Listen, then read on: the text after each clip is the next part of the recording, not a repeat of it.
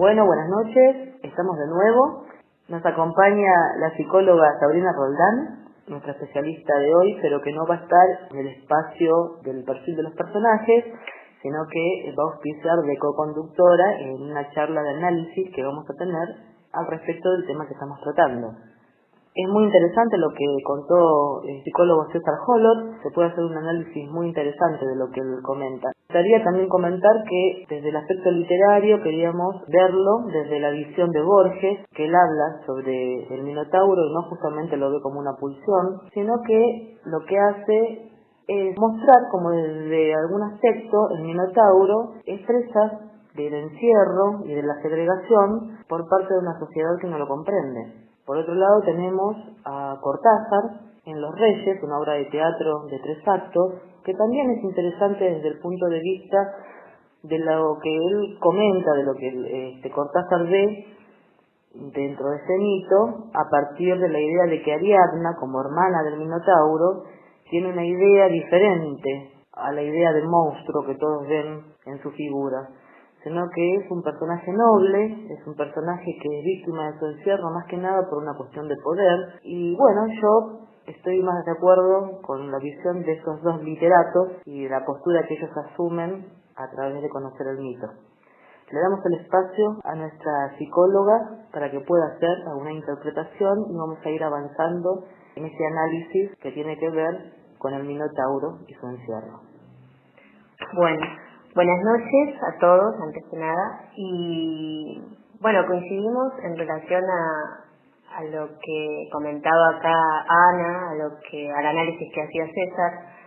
En relación al Minotauro, la idea de pensar, bueno, mi idea quizás es pensar o de construir un poco esta imagen, esta versión oficial que generalmente se hace en el mito acerca de esta criatura, ¿no?, encerrada.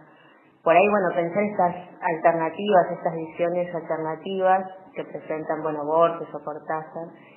Y más que nada, a ver, más que pensar el análisis que hacen estos autores, también intentar, la idea es instalar una pregunta, cuestionar, empezar a deconstruir esta idea en relación al mito, ¿no?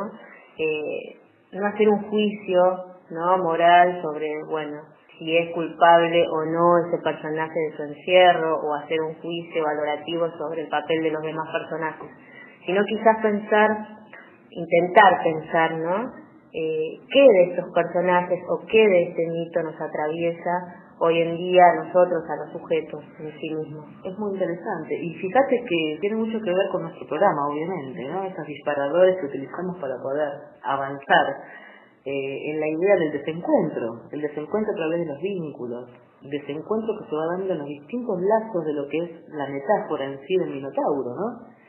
El lazo fraterno que tiene con su hermana, el lazo con su padre, Ariadna misma en el lazo, y ahí muy bien marcado con el hilo de Ariadna, en su amor a Teseo y luego el abandono, ese lazo que es cortado por Teseo en el momento que ella es abandonada. ¿Cómo te parece que podemos desentrañar esa historia en particular, que es una gran metáfora, que habla de esto, ¿no?, del tema de lo diferente, de lo extraño, frente a una sociedad que no puede y no tiene la capacidad de aceptar aquello que es diferente? Bueno, justamente, como mencionaba, no sé si lo mencioné al principio, ¿no?, pero me parece que el mito en sí mismo es una gran metáfora de todo lo que atañe a los vínculos sociales, ¿no?, a nuestro lazo con lo social. ¿Qué lugar, si uno pudiera decir, bueno, qué lugar pensamos para el Minotauro, qué lugar pensamos para Teseo, qué lugar pensamos para Ariadna o para el mismo Minos? Uno diría, bueno, ¿qué de estos personajes nos atraviesan hoy a cada uno de nosotros, ¿no? A vos, a mí, a los que nos están escuchando, ¿qué nos atraviesan? ¿Qué de esto nos atraviesa hoy? ¿Qué de esto nosotros podemos traspolar para pensar nuestros vínculos sociales? Si uno dijera qué del Minotauro tenemos en nosotros mismos, o qué de Teseo tenemos en nosotros mismos, o qué de Ariadna, ahí es donde, desde mi punto personal, creo que un poco de todo. Todos tenemos un poco de todo. Bueno, en la trama de las relaciones sociales. Bueno, yo creo que ahí el desafío es pensar o como dice el programa, ¿no? Eso de desencontrado, pensar qué de estos personajes encontramos en nosotros mismos, ¿no? Fíjate qué interesante lo que dice. Él en un momento, el psicólogo en un momento plantea a tu colega, que esto es como una gran coreografía, el espacio donde está el Minotauro, una gran coreografía del solitario, dice, cosa que me llama la atención también, ¿no? Como que vive en soledad porque no renuncia a sus pasiones. ¿Y cuáles son esas pasiones? Uno lo puede pensar desde el lugar de los excesos que como seres humanos tenemos en nosotros mismos, ¿no? Que creo que no está ni de un lado ni del otro. Creo que en todos los personajes, en cada uno podemos encontrar algo de lo pulsional, ¿no? Como mencionaba César al principio en su análisis. Creo que todos tienen eso en común, porque es parte de lo pulsional, y lo excesivo es parte de la naturaleza humana. En la historia de Cortázar hay una trama interesante. Cuando habla con Teseo, Minos habla con Teseo, Minos sabe que Teseo lo va a asesinar. Y lo que le preocupa a Minos en algún punto es que cuando Teseo lo mate, si es que puede matarlo, vuelva a Atenas y no diga que el Minotauro está muerto. Y de alguna forma esto tiene que ver y está relacionado con un tema de poder también, ¿no? Porque el Minotauro dentro de Creta es el poder para el rey. Y la pregunta también es, visto desde el aspecto de la literatura y de Borges, ¿el Minotauro está encerrado en su laberinto realmente?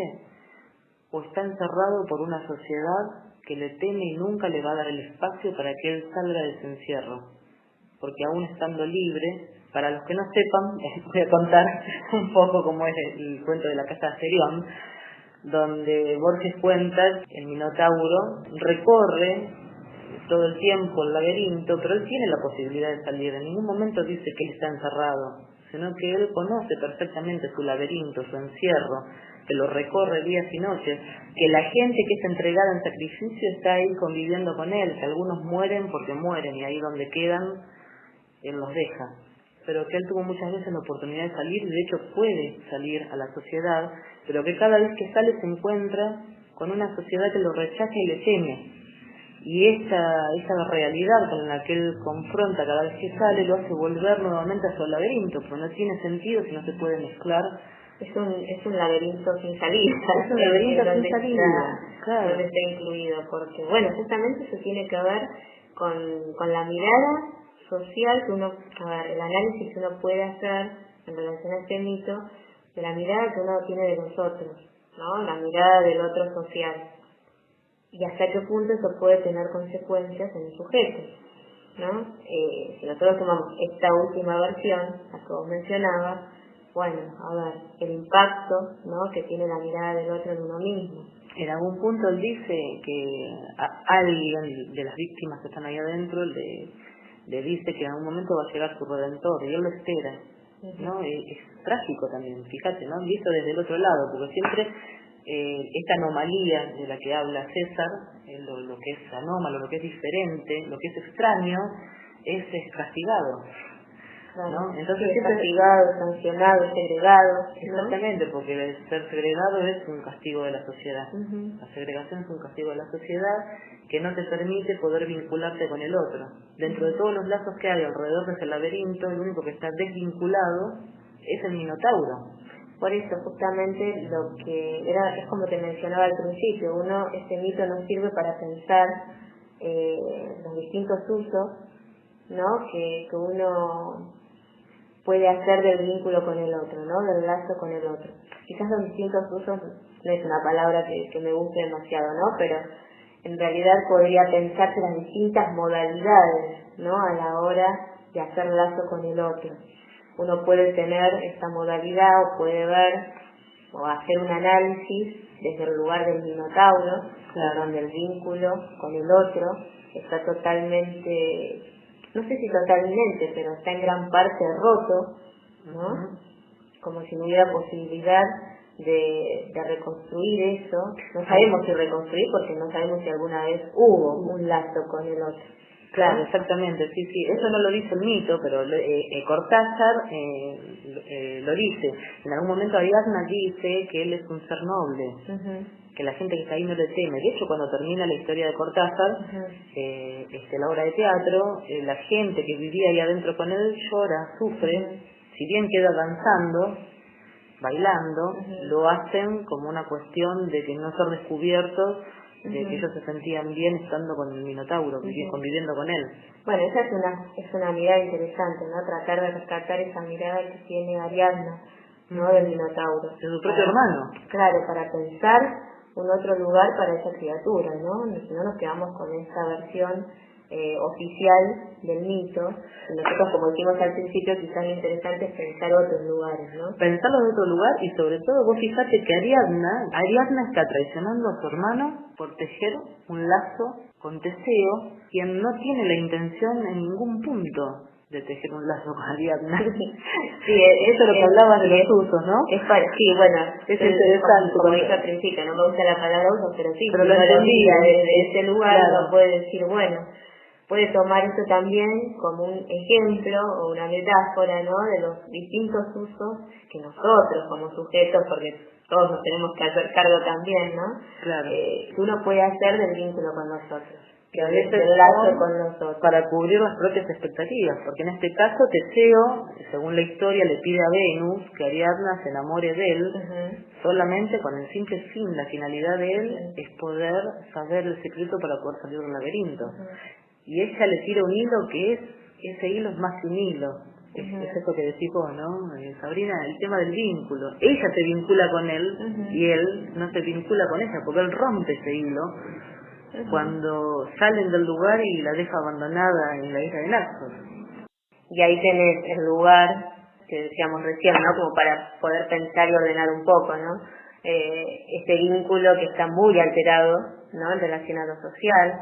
Después tenés el lugar de Teseo, que como decías vos, Ana, hace realmente un uso de esa ayuda, ¿no? Que le brinda Ariadna por algo que es tan simbólico que justamente es el lazo, ¿no? El hilo de Ariadna.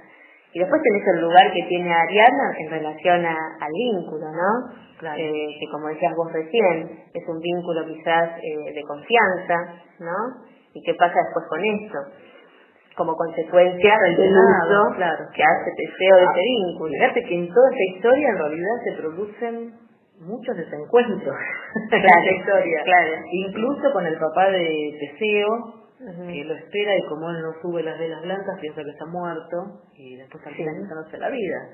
En este caso, en esta historia se van dando una cantidad de desencuentros increíbles, pero yo siempre sigo como asociada y me llama más la atención el lugar que le dan al Minotauro como cosa anómala.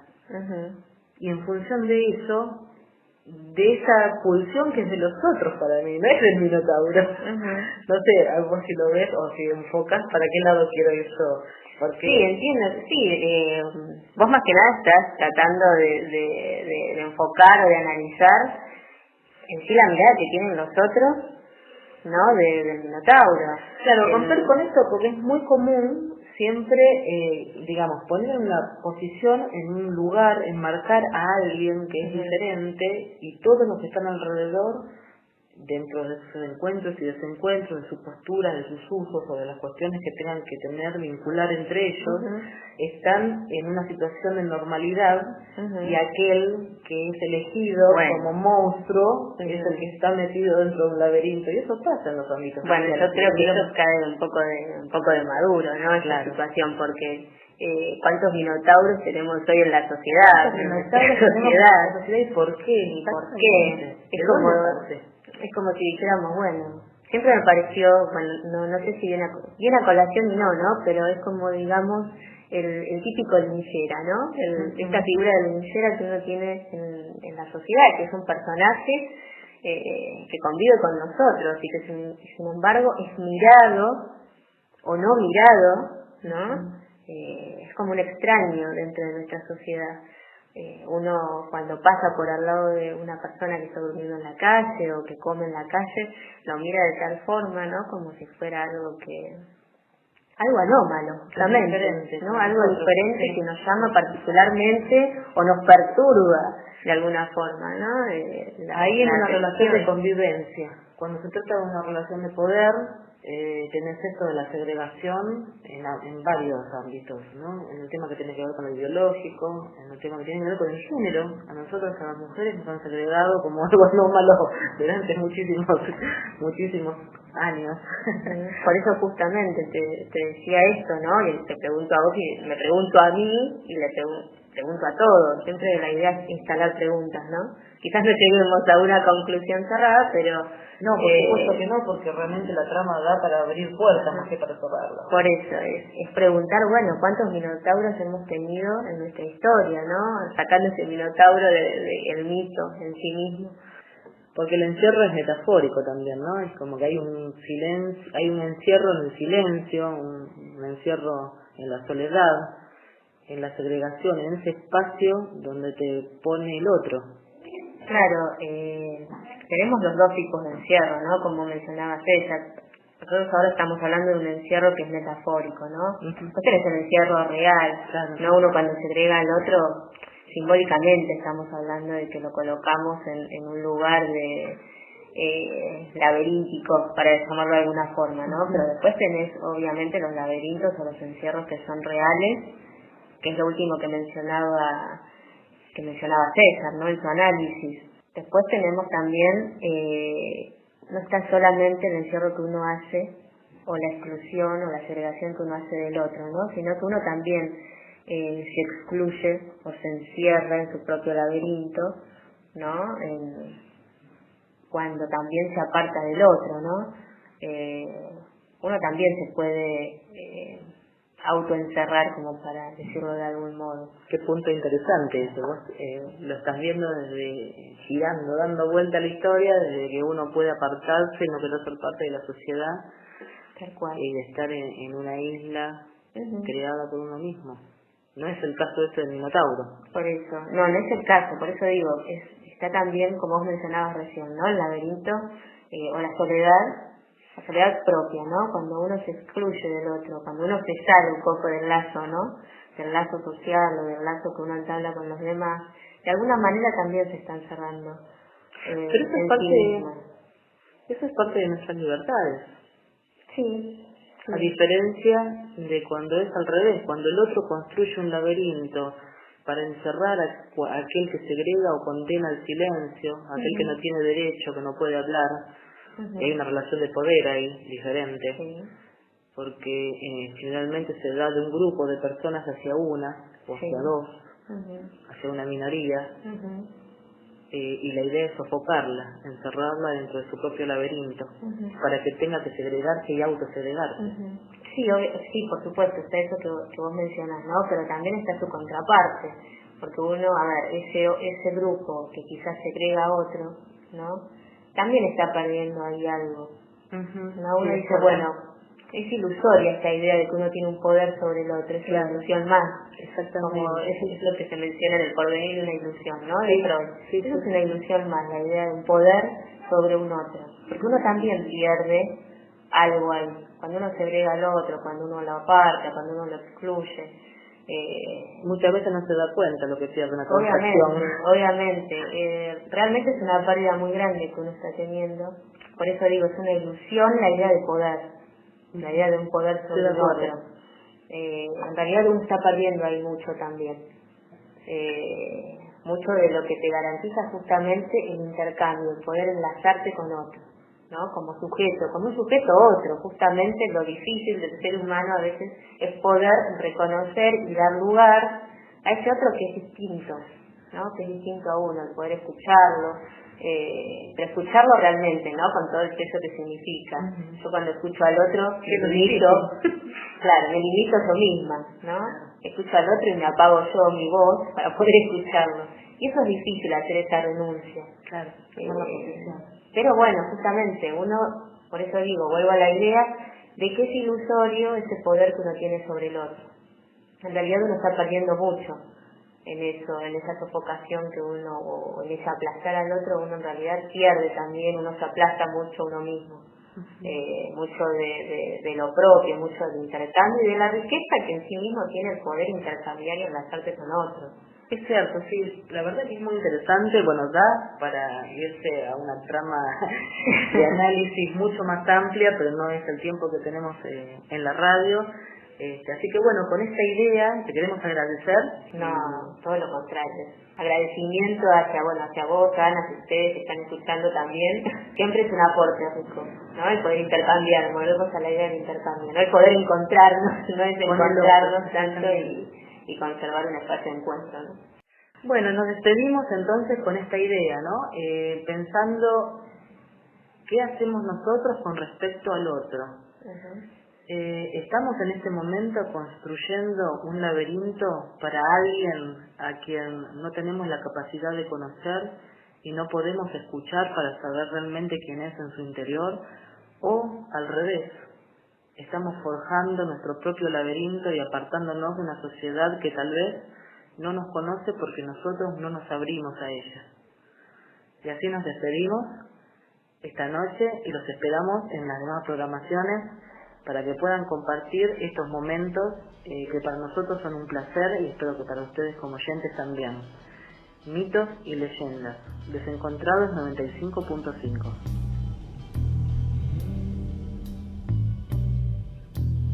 El staff para este programa: Juan Manuel Abram, Javier López, Damián Friedman, el psicólogo César Holot, la psicóloga Sabrina Roldán, el profesor Francisco Gómez, guión Ana María Lenardi, operador Claudio Falasca.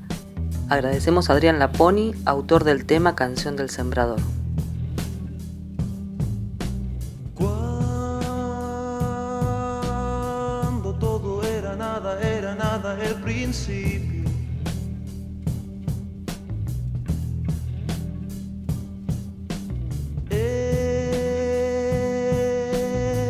Era el principio de la noche, hizo luz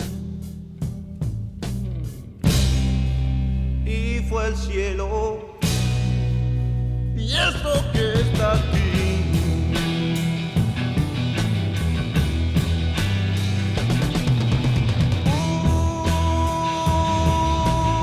Hubo tierra, agua, sangre, flores, todo eso y también tiempo.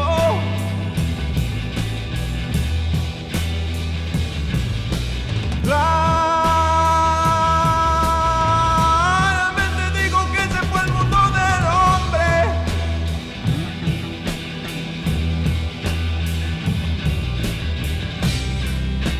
Y así fue.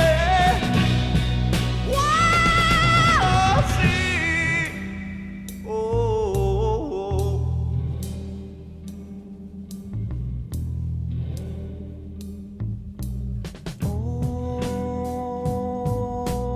hombre que te miras en las aguas para ver quién sos.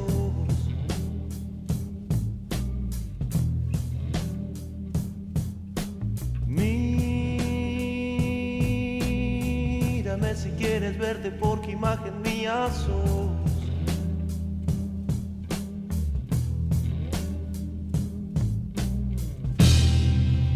Ya lo hiciste, vive solo.